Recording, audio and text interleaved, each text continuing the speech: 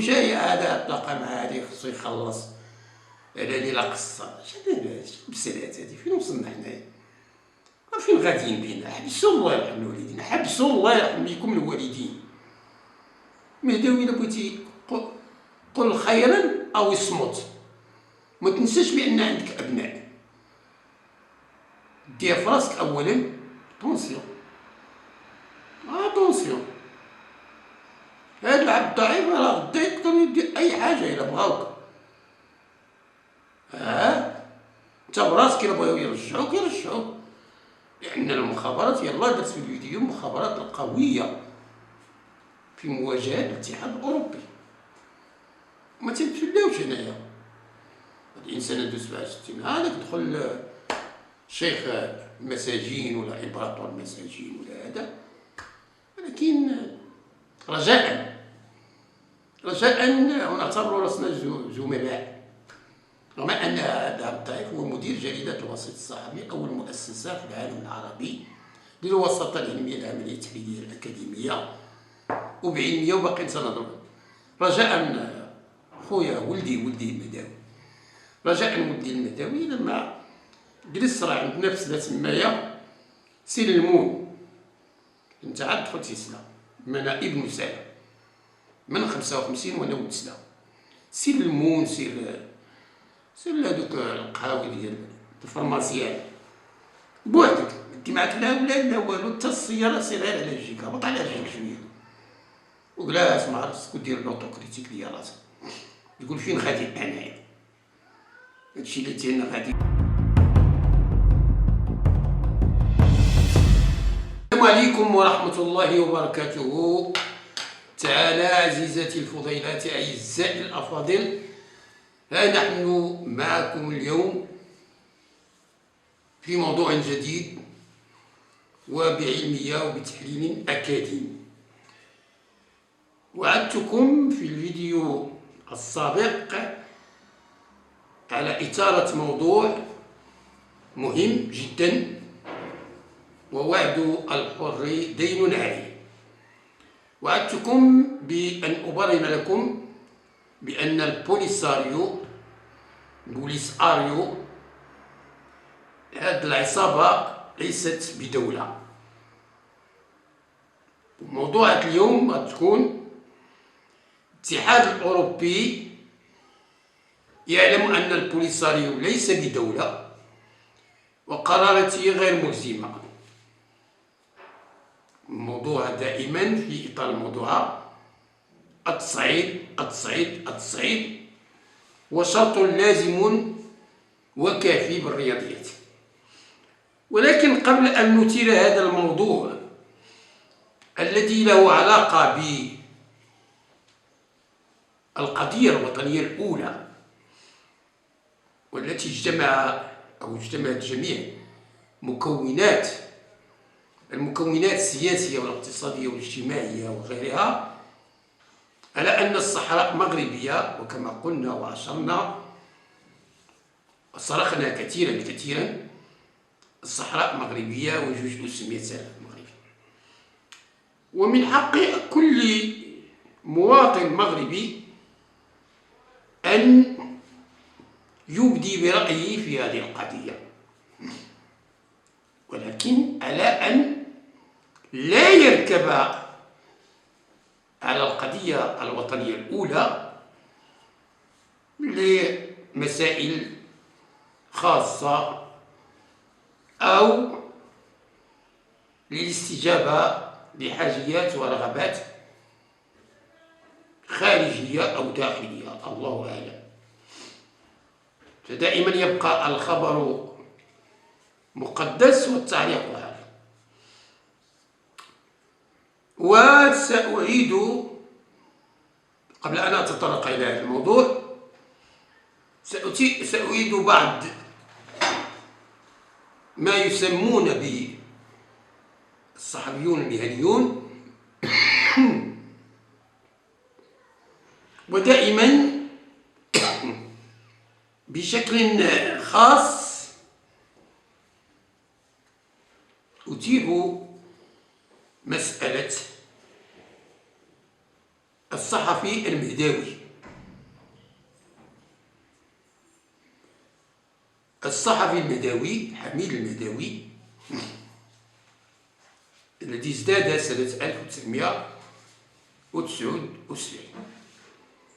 كنا آنذاك ندرس نحن في السوق العربية بالثانوية الجديدة، ندرس ديك الساعة تسمى الرابعة إعدادي، ندرس الرياضيات سنة 79. يعني أن الفرق شاسع، واللي فاتك بليلة فاتك بحيلة.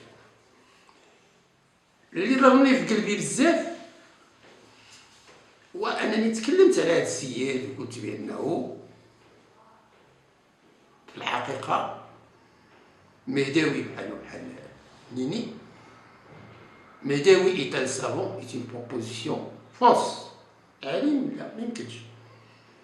مهداوي est un savon، صابون بلدي ولا صابون آخر، صابون تيعطي الريحة كاع، الريحة فيها وفيها، ريحة نوعان. est une proposition vraie.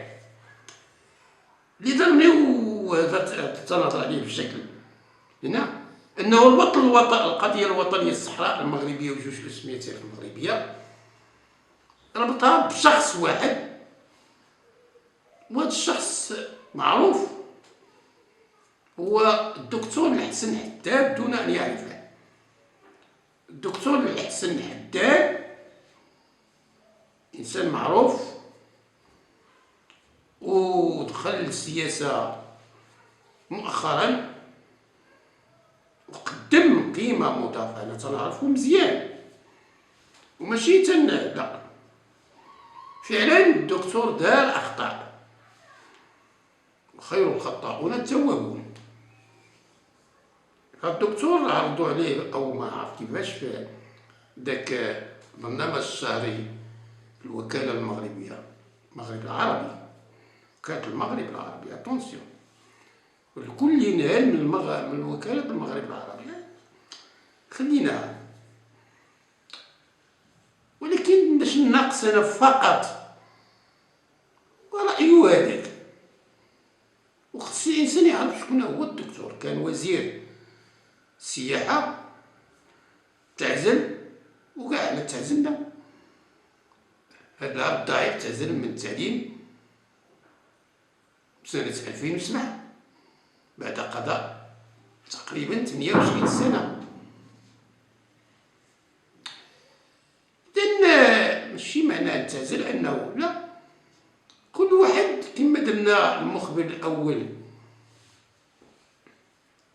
السيد عبد اللطيف حموشي درنا له صوت، وصوت علمي عملي تحليلي أكاديمي ما تنتفلاوش، فكل واحد نديرو له صوت ودخلوا غير لجوجل، دخلوا لهذا وشوفوا الإنسان. أنا تعرفو شخصيا هاد السيد هذا ملي كان مدير الدراسات ديال واحد ديبلوم كنت تنوجدو 97 98. لا حول ولا قوة إلا بالله. في سان توماس أكويناس نيويورك باغ لو بيي دو هايبتك. نقول أنا الأسماء شي إشهار لا. كان أستاذ ديك الساعة، كان أستاذ ممتاز ونيت دكتور وأستاذ ديال الإنجليزية. وما بغيتش ندخل في شي حوايج، ولكن خصني نقولها للتاريخ، لأني ديك الساعة كنت أستاذ الرياضيات وهادشي راه تيبكي بالحقيقة. أستاذ الرياضيات وكنت نوعا ما متميز، وكنت رئيس ديال جمعية الإمبيست، أول جمعية درنا حنا. كنت رئيس ديال الجمعية ديال لي زيمبيست في المغرب، أول جمعية دارت، ومن بعدها ما بقاتش دار. وكان الأمين جبدو ديك الساعة الصديق ديالي ديك الساعة حامية. كلهم مشاو خداو، أنا لظروف معينة ما خديتش الدبلوم، ولكن جوج حوايج صراو ليا مع هاد السيد هذا، مع الدكتور. هو دكتور تبارك الله، ولكن تخرجتو في واحد العدد راه ما كاينش مساحل. جوج حوايج طراو ليا. الاولى انه كان تيدرس لنا حنايا بان خصك توجد داك الطوفل باش تمشي للولايات المتحده. وسمع السي مداوي، اسمع مزيان، ماشي تسمع ماشي تنصت، لا صغير مزيان. وهاد البلاد ماشي ديال اللعب. وراه عييت ما نقول لكم انا في نظريات اللعب في هذا لا، غنتعاونوا واخا هو هذاك ما تعاونوا شيء، غنديروا ديك القضيه وريه وريه ولا عمى عازد عمي. ماشي سير وخليه، غندخل نسير وخليه وسير خلي هذا وخلي هذا وخلي هذا، فين غنوصلوا في هذه البلاد؟ المهم هو تيدرس لنا في واحد الدرس ديال الانجليزيه، واخواني اللي كانوا باقيين عاقلين واخا كل مشى لشغلو، بقيت انا تنغوت وغنبقى نغوت تيديموا لي امانه امانته. ويقول لهم استاذ عبد الله، وهذه عمرها تنسى ليا باش ندخلوا في المسائل الشخصيه ديال شي انسان. راه ماشي صحافه هذيك راه سخافه. باش نبقاو قرطو انسان بدنا نعلقوا له على ما تيقول، ماشي صحافه لا مهنيه ولا منتسبه ولا داك اللعب ديالكم كامل. والله الغني وكيف افتقر وانا عبد الغني. قال لهم هذا الاستاذ عبد الله غادي يمشي معكم، يمشي للولايات المتحده نيويورك ستات سان توماس اكويناس نيويورك، ولكن غادي يبقى تما باش يدير البي اتش دي ديالو. اقسم بالله العلي العظيم. وتحياتي الخالصه، ماشي تنشكرو ولا شي حاجه، ولكن سامي هذا هو الاول. الاولى هي هذه. وقال لهم غادي ياخذ منحه تمايا، منحه. بقى تيسولهم شحال كاين اللي تيقول 100,000 ريال، مليون. هذا اقسم بالله العلي العظيم وهذه تبقى له في التاريخ. كاين ناس مزيانين، كاين ناس كاين اللي تسحب البساط من تحت رجليهم، كاين اللي تيتعرضوا للدسائس، كاين اللي بزاف. ولكن نعرفوا كل واحد ونمشي راه سيدي الاخرين كاع وسول على دكتور ناس شو مالك مدام باش تدخل لي فيه. ما عندناش غرض لي فيه. قال لهم 10 مليون. هذه الاولى ما نعلقوش عليها، ما نصاوبوش، اللي بغى يقول شي حاجه يقولها. الثانيه هي انه كان تيعرفني استاذ رياضيات ممتاز، وقريت في ثانويه مولاي يوسف، وقريت في ثانويات اخرين واعداديات اخرين. وفي مجا الصيف قال لي غادي تراجع ليا مع البنيته. بنيته راه كبرات، هي كانت في السن ديال بنتي اللي ولات دكتوره، بلا ما نذكر لا سميت بنتي لا سميتها هي، وحتى هي تبارك الله غتكون. ودخلوا في شي مسائل شخصيه والله يرحم عليكم. حنا تنهضروا للواقع اللي غترجع ليا ديك الساعه التسعيه. امين، ماشي قضيه دونون لا، هي خلصك، هي غتصور معايا ولكن نخلصك. وكنت تمشي عند الفيلا ديالو اللي حدا سينما الزهوه، وترجع للبنت داكشي هو داكشي توجدها. لا الحمد لله. يا ماشي صدقه جاريه بحال اللي تندير دابا، لا. هذيك الساعه اعتقد ديك الساعه كان تيعطيني يمشي بالدرهم الساعه. تنخرج تنبقى نوفولوب ديالي تنخدم، ماشي تيقري ولاداتو في قريت ولدي في كندا، ولا قريت الدراري ديال شابرو كاينه في الرباط في كازا. راه زيرو اللي قال الوالد الله يرحمه، زيرو بريمير والو. وحنا قررنا الكنديين في سميتو في 77 في السي بي ار، ومفتش دابا جاري كان قال لي بانهم هما تيقراو قبل التخرج الحمد لله، بانهم هما تيقروهم ديك لا بروموسيون، تيقول لهم هادو هما الاساتذه ولا فعلا، هادو هما الكنديين اللي قراو عند الكنديين. نموذج الحمد لله. ماشي تبقى كاس خلينا موضوع اخر هذاك. دابا تنهضروا غير على الدول. واحد النوبه هي تقول لي هادشي والله ما كنت تنبغي نديرو، ولكن عطيتينا صاحبي المليوي، عطيتينا. الطوبه بانت عليك الطوبه، وحنا نهار اللي بنتك نجحات بامتياز سميتو، نهار اللي كنتي خرجتي من السجن بديتي انت والاخت ديالنا عرفتش ما بقاتش تتبان، وتديروا بان زعما راه شي وحده انا راجل ومرتو تعيش. والله ما تنبغي ندخل في هذا الشيء السيمده، ولكن بغيت نقول لك ستوب اند جو if you want to go. يجي واحد النوبه ديال الله غادي ندخل، قلت يا عمي اسلوس، انا اسلوس قلت ان شاء الله احترام مع الاخلاق وهذا سميتو. دي عارفه كي لما نهضر مع بابا بس دابا صحاراتي وداك الشيء من حقها، ما تنهضرش في انواع الشخصيه، انا هذا عمل، ولا بغيت نبقى نمشي معاهم للبيسين وهذا قلت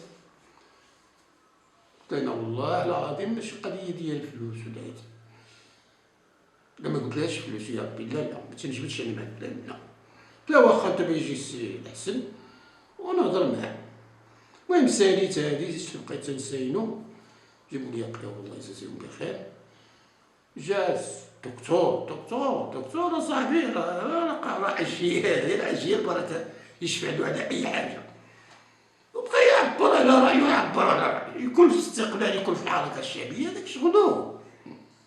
هادشي راه ما بقاش، هادشي راه خناس هادشي. وضرب لنا على ارتفاع الاسعار، بطاطا 160 مطيشه 220.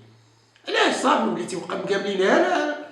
لا اخنو شهاده هذا هبط لاما. والله الا شخصيا ما كنتش نبغي نمشي لهذا البرنامج ملي كنت خدام، وانا اللي درت قيمه مضافه موجبه وخداوها هما لاماب وداروا قيمه مضافه عاليه عاوتاني حيدوها، وداكشي شغلهم الله يعاون.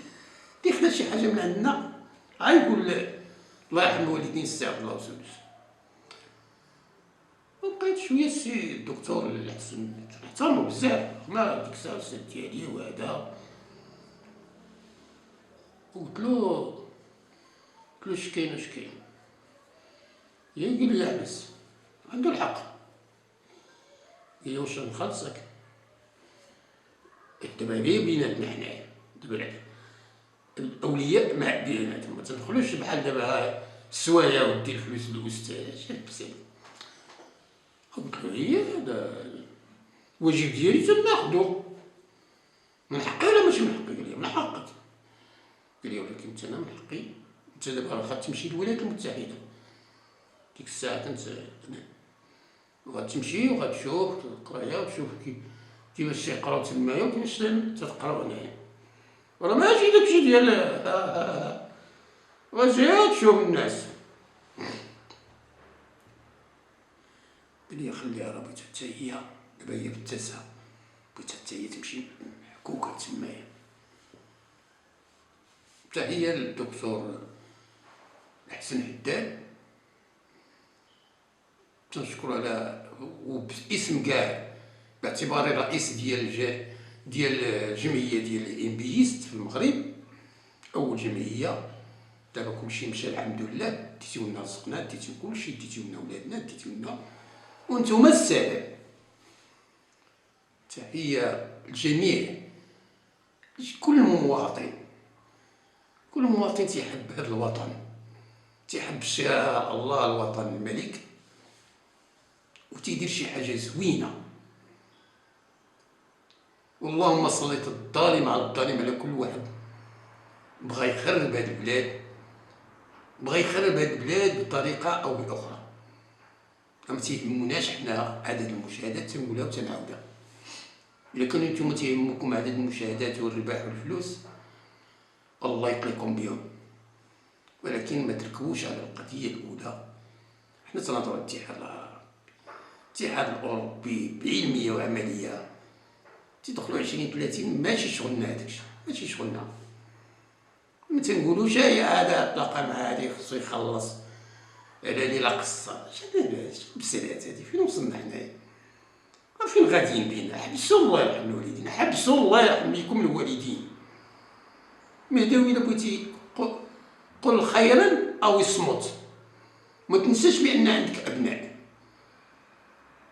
دير في راسك اولا طونسيون، طونسيون. هاد العبد الضعيف راه غدا يقدر يدير اي حاجه الا بغاوك. انت براسك الا بغاو يرجعوك يرجعوك، لان المخابرات يلاه درت في الفيديو المخابرات القويه في مواجهه الاتحاد الاوروبي. ما تنتسلاوش هنايا. هاد الانسان دوز 67 هذاك دخل شيخ المساجين ولا امبراطور المساجين ولا هذا، ولكن رجاء ونعتبر راسنا زملاء. رغم ان هذا الضعيف هو مدير جريده الوسيط الصحفي اول مؤسسه في العالم العربي للوساطه العلميه العمليه التحليليه الاكاديميه وبعلميه وباقي سنضرب. رجاء خويا ولدي المداوي، رجاء ولدي المداوي لما جلس راه عندنا في سنه تمايا سير المون، انت عاد دخلتي سنه انا ابن سنه من 55 وانا ولد سنه. سير المون سير لهادوك القهاوي ديال الفرماسيان بوحدك، انت معاك لا اولاد لا والو، حتى السياره سير غير على رجليك، هبط على رجليك شويه وجلاس مع راسك ودير لوطوكريتيك ديال راسك، يقول فين غادي انايا. هادشي اللي تينا غادي المداوي. قلت له رجاء الا ما دير لوطوكريتيك ديال راسك وخرج بواحد الصوت الا قدرتي تصاوبهم، ما قدرتيش عيط لي نصاوبك صوت علمي عملي تحليلي اكاديمي باش تعرف راسك فين غادي.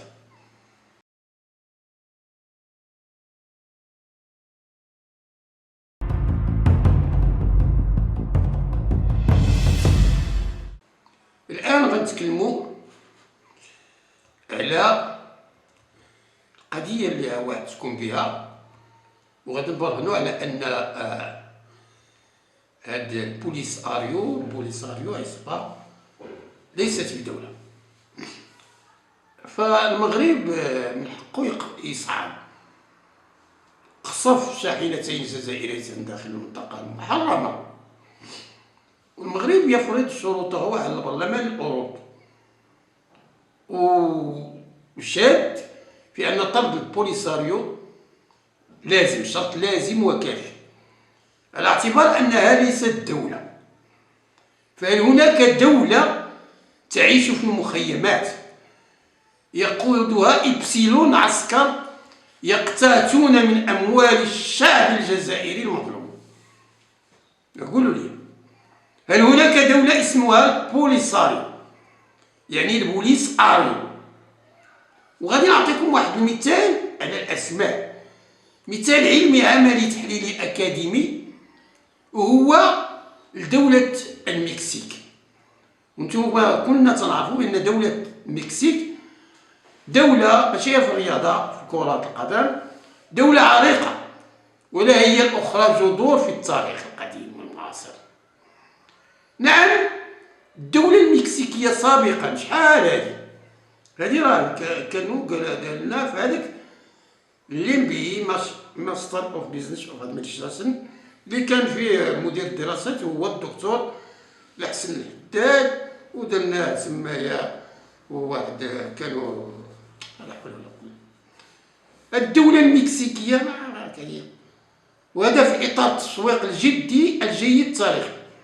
صنعت واحد السيارة وسمتها نوفا، وتنعرفوا بأن المكسيك تيتحدثوا بالإسبانية، ومفردات نوفا راه كاين حتى واحد المندرين تيدخل لنا نوفا وما تيتمشاش في الصيف. مفردات نوفا تعني نو مارش با، او بالعربيه ما خداماش ما تتعملش. دولة المكسيك عرضت السيارة في الاسواق من اجل بيعها، الا انها اصطدمت وتفاجأت بعدم تجاوب الزبناء، حتى واحد ما بغا يشريها والمهتمين رغم جودة السيارة، راه هي جودة والحمد لله. المغرب شوف فين وصل، راه ما تيسميش، تيسمي داسيا. مرة أخرى ثاني نقول لكم شنو على داسيا. مثلا تيسمي هذا اسماء، اختيار الاسماء راه مهم، وتنقولها حتى الاتحاد الاوروبي وتنقولها اي واحد. اذا رغم هذه جوده السياره، ولكن بعد الدراسه والتحليل العلمي العملي الاكاديمي تبين لها ان لا احد يمكن شراء سياره ما خداماش. اذا معكم الاستاذ عبد الله سلوس، وهذا هو الوسيط الصحفي العلمي العملي التحليلي الاكاديمي. تعالوا معي نشرح ونحلل ونخلص على ان البوليس اريو، نقول له البوليس اريو، البوليس لكن ديال اريو، عصابه ترعاها الجزائر لتحقيق اهداف جيوسياسيه لكبرانات الجزائر ورئيسها تيبون. نقولها بالاخلاقيات وبالفرنسيه يا راس، ما نقول لكش اخرى، نقول لك تيبون يعني الشنق الريحه وتيبون. اذا علميا وعمليا وبتحليل اكاديمي فان عصابه البوليساريو لا يمكن باي حال من الاحوال ان تشكل دوله معترف بها اقليميا ودوليا. لماذا؟ هناك عده متغيرات، وهنا راه علميه وتحليليه راه ما نبقاوش نتفلاو معاكم. هناك عده متغيرات اكزوجين تشرح الظاهره المدروسه لوندوجين. هي عصابه البوليساريو وصنيعتها الجزائر التي تهضم اموال الشعب الجزائري المقهور، وتهضم ايضا حقوقه في العيش الكريم، وما بقى ما يتخبى. فمتابعه بسيطه لما يقع خاصه بعلميه والعمليه مثل الذكاء الاصطناعي والبيك داتا كفيل للبرهنه على ان برلمان الاتحاد الاوروبي اخطا التقدير، وعوض ان يصيب الجزائر اصاب وتصرف بسوء نيه في شؤون المغرب الداخليه، وقراره غير ملزم. غير ملزم، لكن التزام النتيجه والتزام الوسيله، وهذا ما يثبت بالبرهان بالخلف. البرهان بالخلف، حداو راسكم ملي تحصلوا الطلبه ديروا البرهان بالخلف، ورجعوا لدراسه المنطق. ما يثبت بالبرهان بالخلف على ان الاتحاد الاوروبي اتخذ قرارا غير استراتيجي وغير علمي يتحمل فيه كامل المسؤوليه تاريخيا ولا يلزمون. نعم، اذا توقفنا عند المتغير البوليساريو فإن مفردة البوليساريو تعني البوليس آريو، أو البوليس المتطفل، أو البوليس المدعوم، أو البوليس غير المسؤول، أو البوليس غير الأخلاقي، أو هنا وجوج أس 10 أو العلمية العملية التحليلية الأكاديمية. النتيجة هي أن البوليساريو صنيعة الجزائر، وسنظل نقول الجزائر الشقيقة لأن عندنا إخوان ديالنا. واستمتعوا بما أنشده الفنان المطرب المغربي النعمان الحلو لتعلموا جيدا أن المغاربة لا يكنون البغض والكراهية، وقالها الملك رئيس الدولة، والكراهية لقادة الجزائر ولا لشعبه الشقيق. ومنه فإن عصابة البوليساريو ليست بدولة، ويجب أن تطرد من جميع المحافل والمنظمات الدولية، خاصة منظمة الدول الإفريقية. وهنا أزن دائما كلماتي وأقول بأن منظمة الدول الإفريقية هي منظمة تاريخيا مشهود لها بالاستقامة والشفافية رغم بعض الاختلاف، والاختلاف لا يفسد للود قضية. والنزاهة أرمي واحد الكميشة إبسيلون من ما يسمون أنفسهم بدولة، على سبيل المثال للحصر عصابة البوليساريو صنيعة الجزائر. ما العامل؟ الخارجية المغربية والدبلوماسية المغربية الجيدة، وكل مواطن حر وكل مواطنة حرة، الأحرار والحرائر.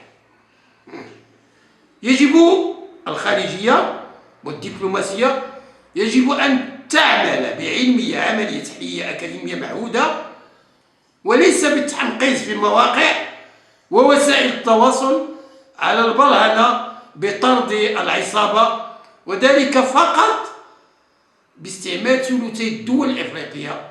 والحمد لله حنا راه غاديين، حيث أن عصابة البوليساريو تشكل عائقا، وحنا تنقولوا في الوسيط بلاينديرين على جودة الدول الإفريقية وحتى على البرلمان الأوروبي. التصعيد ضرب شاحنتين يحتمل أن المغرب قام بالرد بناء على القانون الدولي الذي ينص على أن أي دولة تعرضت لهجوم سافر من طرف دولة أخرى عليها الرد فورا للحفاظ على مصالح بلدها. قانون دولي. ما حصل في حرب الخليج، لكن عندما يتعلق الأمر بهجوم عصابة البوليساريو وليست دولة البوليساريو، فمن حق المغرب والمغاربة الرد بقوة والمطالبة بطرد العصابة.